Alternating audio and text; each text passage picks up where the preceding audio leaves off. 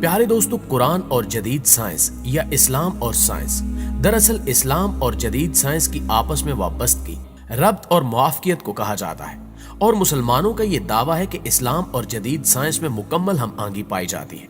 یہی وجہ ہے کہ قرآن مجید میں 1000 سے زیادہ آیات سائنس کے متعلق گفتگو کرتی ہیں، اور یہ وہ آیات ہیں جو آج سے 1400 سال پہلے نازل کی گئی تھی، لیکن آج کی جدید سائنس انہیں تسلیم کرنے پر مجبور ہے۔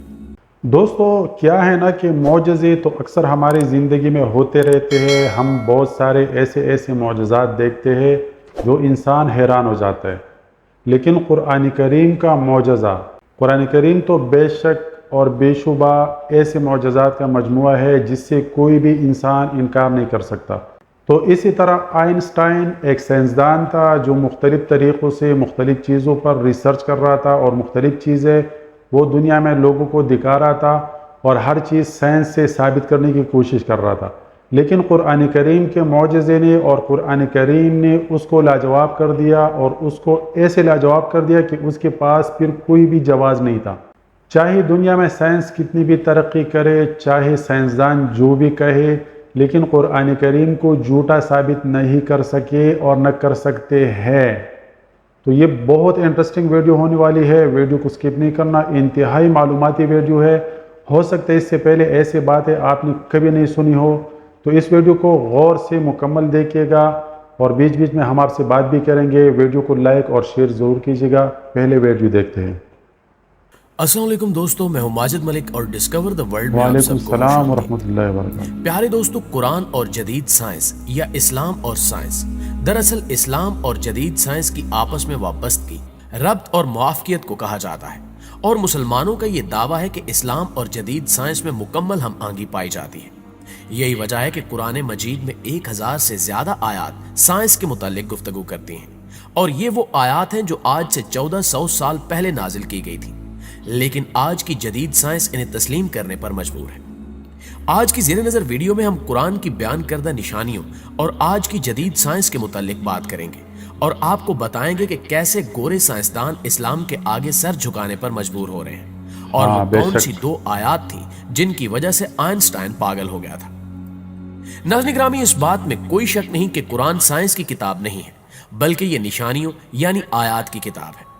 قرآن مجید میں 6666 آیات ہیں، جن میں 1000 سے زیادہ سائنس کے متعلق ہیں، یعنی ان میں سائنسی معلومات موجود ہیں۔ بگ بینگ تھیوری کے بارے میں تو سبھی جانتے ہوں گے، جس کے مطابق کائنات یعنی یہ دنیا اس طرح شکل میں ظاہر ہوئی کہ پہلے یہ سب ایک بڑی کمیت کی شکل میں تھی، پھر ایک عظیم دھماکہ یعنی بگ بینگ ہوا، جس کا نتیجہ کہکشاؤں کی شکل میں ظاہر ہوا۔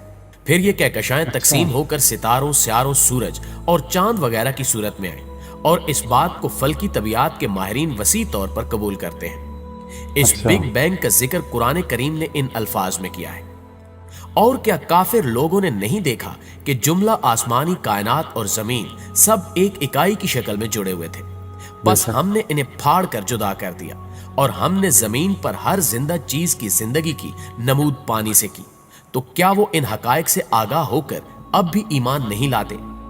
دوستو، رب کائنات نے یہاں تخلیق کائنات کے بہت بڑے راز سے بہت ہی آسان الفاظ میں پردہ اٹھا دیا ہے کہ جن سوالات کے جواب انسان برسوں سے تلاشتا پھر رہا ہے، وہ ایسے نپے تلے انداز میں عطا کر دیے گئے کہ عقل حیران رہ جاتی ہے۔ اور یہ بھی بتا دیا کہ یہ دیکھنے والے کون لوگ ہیں۔ سائنس کا ماننا ہے کہ بگ بینگ سے قبل کائنات اور اس میں موجود ہر چیز لاموجود حالت میں تھی۔ سائنسی زبان میں اسے صفر حجم اور لامحدود کثافت کے طور پر بیان کیا جاتا ہے۔ اس صفر حجم سے ایک دھماکہ ہوا، اور اس دھماکے کے پہلے سیکنڈ کے 1,00,000ویں حصے میں کائنات بے شمار انداز میں پھیل گئی، اور اس دھماکے کے نتیجے میں مادہ، توانائی اور وقت آزاد ہوا۔ کش ثقل وجود میں آئی، اور مادہ دھماکے کے نتیجے میں منتشر ہوتا ہوا مرکز سے دور ہوتا گیا، اور اس مادے کے بڑے بڑے ٹکڑوں کے گروہ کہکشاؤں کی صورت اختیار کر گئے۔ بگ بینگ کے وقت کا تخمینہ تقریباً 11 سے 20 ارب برس قبل کا وقت لگایا جاتا ہے، جبکہ محتاط اندازوں کے مطابق بگ بینگ کا ظہور آج سے 14 ارب برس قبل ہوا تھا۔ یہ بڑے ٹکڑے بنیادی طور پر ہائیڈروجن کے بنے گیسی مرغولے تھے جو دھماکے کے مقام سے دوری کی جانب سفر کے لیے پوری قوت سے جلنے لگی۔ इस जलने के नतीजे में हीलियम गैस पैदा हुई और इनकी कसाफत में इजाफा होने के साथ साथ जलने वाली हीलियम और हाइड्रोजन की राख कार्बन बनकर इनको ठोस शक्ल में तब्दील करने लगी और यूं ये आग के बड़े बड़े गोले इंतहाई ताकतवर कश्य शकल के साथ सितारों की शक्ल में वजूद में आ गए, जिनमें से एक सितारा सूरज है जो हमारी जमीन का मरकज है, और इनकी कशिश की बदौलत इनके गिर्द छोटे छोटे मादे के टुकड़े गर्दिश करने लगे, जिन्हें हम स्यारों की शक्ल में जानते हैं, जिनमें से एक स्यारे यानी जमीन पर हम रह रहे हैं। नाज़रीन गिरामी, 1925 में अमरीकी माहिर तबियात एडोन हबल ने इस अमर का मुशाहिदाती सबूत फराहम किया था कि तमाम कहकशाएं एक दूसरे से दूर हट रही हैं, जिसका मतलब यह हुआ कि कायनात फैल रही है। लेकिन यह जानकर आप यकीनन हैरान होंगे कि इस बात का जिक्र पहले ही कुरान पाक में कर दिया गया था।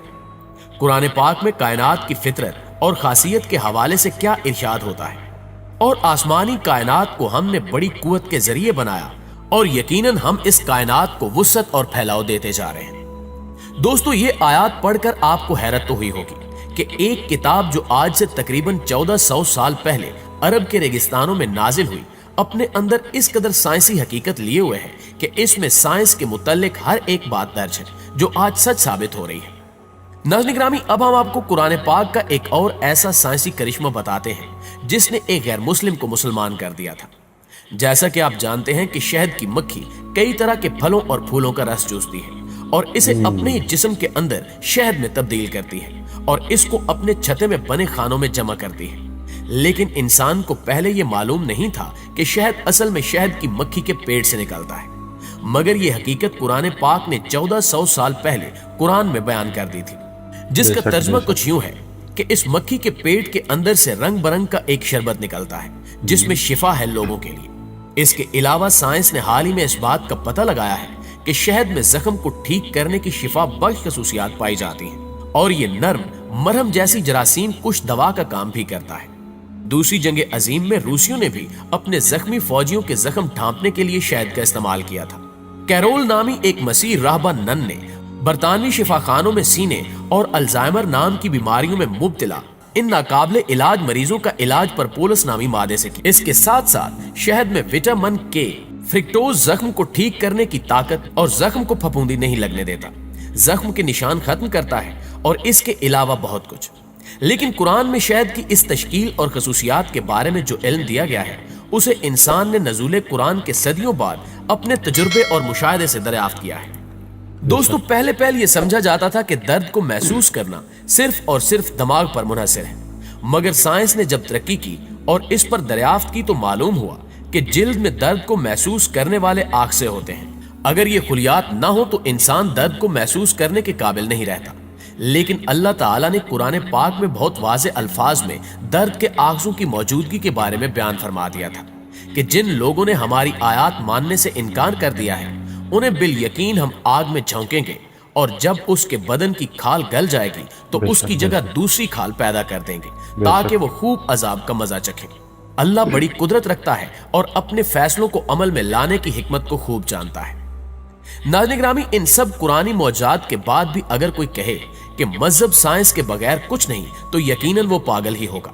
जैसा कि आइंस्टाइन ने कहा था कि साइंस मजहब के बगैर लंगड़ी है और मजहब साइंस के बगैर अंधा है। अल्लाह ने ऐसी सोच रखने वालों के लिए ही सूरह बकरा की आयत नंबर 23 और 24 में इरशाद फरमाया था, अगर तुम इस कलाम के बारे में शक में मुब्तला हो जो हमने अपने बरगजीदा बंदे पर नाजिल किया है तो इस जैसी कोई एक सूरत ही बना ला और इस काम के लिए बेशक अल्लाह के सिवा अपने सब हिमायतियों को बुला लो अगर तुम अपने शक और इनकार में सच्चे हो। फिर अगर तुम ऐसा न कर सको और हरगिज न कर सकोगे तो उस आग से बचो जिसका ईंधन आदमी और पत्थर है जो काफरों के लिए तैयार की गई है। दोस्तों, ये आयत उस वक्त नाजिल की गई थी जब लोगों को अरबी जुबान पर बड़ा नाज था, लिहाजा अल्लाह ने इनको चैलेंज दिया कि तुम कुरान पाक से मिलती जुलती कोई सूरा पेश करो। लेकिन अल्लाह के चैलेंज के बदले कोई भी इंसान कुरान जैसे अल्फाज पेश नहीं कर सका और ना ही कभी कर सकेगा। और यही सूरतुल बकरा की 2 आयत थी जो आइंस्टाइन के कौल को झूठा साबित करती हैं। प्यारे साथियों, इसके अलावा भी कुरान पाक की बहुत सारी आयतें साइंस पर बात करती हैं, मगर इन सब को बयान करने से वीडियो बहुत तवील हो जाएगी। लेकिन इन तमाम बातों के बाद اس بات میں کوئی شک نہیں رہ جاتا کہ سائنس نے جتنی بھی ترقی کی ہے اس کا قرآن نے 1400 سال پہلے بتا دیا تھا، اور آگے سائنس جو بھی ترقی کرے گی بے شک اس کا بھی قرآن میں بتا دیا گیا ہے۔ بس ہم کو اس پر غور کرنے کی ضرورت ہے کہ یہ قرآن ہمارے لیے ہی نازل کیا گیا ہے۔ ہمارے رب نے اسے انسانی زندگی کا مکمل ضابطہ حیات قرار دے کر ہم سے کہا تھا کہ اس قرآن میں غور و فکر کرنے والوں کے لیے نشانیاں ہیں۔ جی تو معزز دوستو، آپ دوستوں کی رائے آج کی ویڈیو کے حوالے سے کیا کہتی ہے کمنٹ کر کے ہمیں ضرور بتائیے گا۔ انشاءاللہ آپ سے ملاقات ہوتی ہے اگلی ویڈیو میں، تب تک اپنا اور اپنے پیاروں کا ڈھیر سارا خیال رکھیے۔ اللہ نگہبان۔ اللہ حافظ۔ تو دوستو یہ تھی آج کی ویڈیو۔ اگر پسند آئی سب سے پہلے آپ نے ویڈیو کو لائک کرنا ہے، اس کے بعد آپ نے شیئر ضرور کرنا ہے۔ کہنے کا مقصد یہ ہے کہ ہم اکثر اوقات دیکھتے ہیں کہ لوگ کیا کیا کہتے ہیں کہ سائنس نے یہ کام کیا، سائنس نے یہ کیا، سائنس نے یہ ثابت ہوا اور سائنس سے وہ ثابت ہوا، اور اکثر اوقات تو ہم لوگ یقین کر لیتے ہیں کہ جب بھی بارش ہوتی ہے، جب بھی اس طرح موسمیات والے کوئی بھی بات کہہ دیتے کہ بھائی موسمیات والوں نے بتایا ہے کہ فلاں ٹائم پہ بارش ہوگی، فلاں ٹائم پہ طوفان آئے گا، اور فلاں ٹائم پہ سمندر میں موج اور وغیرہ اس طرح کہانیاں، تو یہ لوگ گڑتے رہتے ہیں، بعد میں کچھ بھی نہیں ہوتا، کیونکہ وہ لوگ سائنس کو اٹھا کے کہتے ہیں کہ یہ فلاں چیز سائنس سے ہوتا ہے۔ حالانکہ جو بھی کام، جو بھی چیز، جو بھی نظام اللہ تعالیٰ جب چاہتا ہے ہو جاتا ہے، جب اللہ تعالیٰ نہیں چاہتا کچھ بھی نہیں ہوتا اور کچھ ممکن بھی نہیں ہوتا۔ تو جس طرح کہ آئنسٹائن نے دعویٰ کیا تھا، جس طرح کہ اس سائنسدان نے بات کی تھی کہ قرآن کریم کو جھوٹا ثابت کرنے کے لیے اس نے کتنی تجربات کی، کتنی اس نے باتیں بنائی، لیکن قرآن کریم کا ایسا معجزہ اور قرآن کریم کا اللہ تعالیٰ نے قرآن کریم کو اتنی بڑی فضیلت دی ہے کہ اس کے تمام دعوے اور تمام جتنی بھی اس کی مشاہدات تھے، جتنی بھی اس کے تجربات تھے، تمام جھوٹے ثابت ہو گئے، کیونکہ قرآن کریم کے بغیر سائنس کچھ بھی نہیں ہے۔ سائنس کا وجود قرآن کریم سے آیا ہے، قرآن کریم سے بنا ہے۔ یہ لوگ کیا کرتے ہیں کہ قرآن کریم کا تجزیہ کرتے ہیں، اس کے بعد جو بھی بات ان لوگوں کے سمجھ میں آ جاتی ہے اس کو اٹھا کے اس پر تجربات کر لیتے ہیں، اور بعد میں کہتے ہیں کہ ہم لوگوں نے سائنس سے ثابت کیا۔ حالانکہ ایسا نہیں ہوتا، سائنس سے کچھ بھی ثابت نہیں ہوتا، تمام چیزیں اللہ تعالیٰ کی قدرت سے ہوتی ہے۔ اس کے بعد قرآن کریم سے یہ لوگ کوشش کرتے ہیں، تجربات کرتے ہیں، بات کو قرآن کریم سے اٹھا لیتے ہیں اور اس پر تجربے کر لیتے ہیں، اس کے بعد کہتے ہیں کہ ہم لوگوں نے یہ کر لیا اور ہم لوگوں نے وہ کر لیا۔ اگر سائنس اتنا طاقتور ہے آج کے دور میں، تو یہ لوگ دنیا سے آبادی کو آدھا کر کے چاند پر کیوں نہیں لے کے جاتے؟ حالانکہ ان لوگوں کا دعویٰ ہے کہ ہم لوگوں نے چاند پر اپنے راکٹ اور جہازیں اتاری ہے، اور چاند پہ ہم لوگ کاشتکاری کر رہے ہیں، اور ہم لوگ یہ کرتے ہیں اور وہ کرتے ہیں۔ تو ابھی تک دنیا میں سے کتنے بندے ان لوگوں نے چاند پہ لے کے گئے اور دنیا سے آبادی کم کر دی؟ ایسا کچھ بھی نہیں ہوتا۔ اگر ممکن ہوتا تو ابھی تک کچھ نہ کچھ ہو جاتا، آدھے لوگ چاند پر منتقل ہو جاتے اور ہماری جان چھوٹ جاتی پاکستان کے نظام سے اور ان لوگوں کے ناجائز حرکات و سکنات سے، اور ہم لوگ بھوک سے نہ مرتے، وہاں پر چاند پہ جا کے مزے کر لیتے۔ لیکن تمام چیزیں قرآن کریم سے ثابت ہے، اور قرآن کریم اللہ تعالیٰ نے ایک ایسا کتاب، ایک ایسا معجزہ، ایک ایسا تحفہ اللہ تعالیٰ نے ہم لوگوں کو دیا ہوا ہے، مسلمانوں کو دیا ہوا ہے، کہ ہم لوگ اس پر شکر ادا کرتے ہیں۔ الحمدللہ ہم لوگ مسلمان ہیں، اور اللہ تعالیٰ نے ہمیں قرآن کریم جیسے عظیم کتاب سے نوازا ہے۔ ویڈیو اگر پسند آئی لائک ضرور کیجیے گا، اور ساتھ ساتھ اگر چینل پر پہلی بار ہے یا ابھی تک آپ لوگوں نے سبسکرائب نہیں کیا تو سبسکرائب کرنے سے آپ لوگوں کا کچھ نہیں جاتا۔ آپ لوگوں نے چینل کو سبسکرائب کرنا ہے، ساتھ میں گھنٹی والا بٹن دبا کے نوٹیفیکیشن آن کرنا ہے۔